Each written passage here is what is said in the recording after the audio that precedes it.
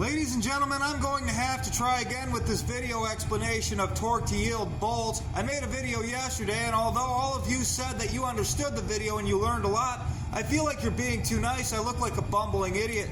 Not to mention, I made an assumption that turned out to be wrong and said it with the confidence of a scholar. If you guys are learning anything at all from me, I don't want it to be the wrong thing, so I gotta clear that up. First, let's start with what I said wrong, because that's what I'm most concerned with. It was brought to my attention by one of my viewers, somebody who calls themselves T Shizzle. I don't mean any disrespect by drawing attention to that name. I like that name, I think it's funny.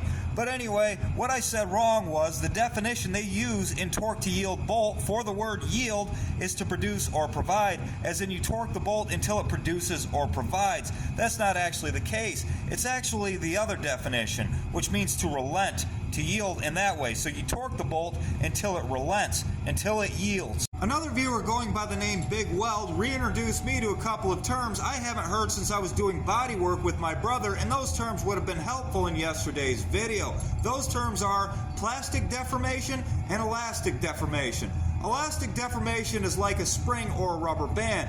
You can deform it, but it returns to its shape after you take the pressure off. Plastic deformation is like a dent, or more like Play-Doh. You can deform it and it stays deformed. These torque to yield bolts, they go through plastic deformation. They stretch out, they stay stretched out. There's no return force, there's no spring tension on these bolts. What I was telling you yesterday is a torque wrench cannot accurately measure clamping force. It can only measure how hard a bolt is to turn. And 80% of the force required to turn a bolt is simply to overcome the friction produced by these threads dragging against the threads inside of the engine block, and the friction produced by the head turning on its surface as well. Only 20% of that force is actually contributed to clamping force, which is the amount of stress between the threads and the head of the bolt. With things like head gaskets, clamping force is what's most important. The bolt needs to be tightened to the point of the head gasket compressing correctly, but not so tight it deforms the cylinder head or tears the threads out of the engine block. And aluminum components are softer and require more precision than can be provided by a torque wrench and a standard bolt. That's what these torque to yield bolts are for.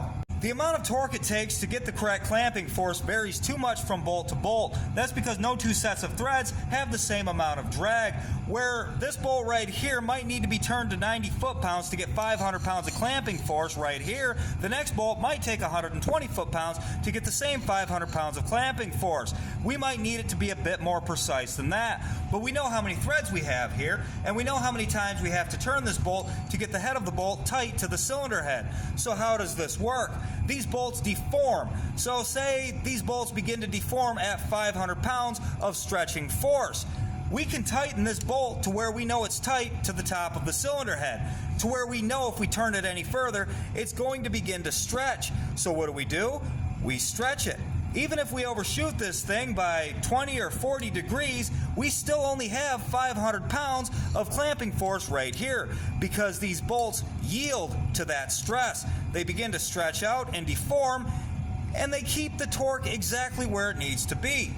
I know it's not a huge difference, but I really should have at least checked before I handed you my assumption as if it was fact. I like making these videos, and I want people to like these videos, and no one likes being lied to. I know it was a mistake and not a lie, but it would have became a lie if I wouldn't have corrected myself when I found out the truth.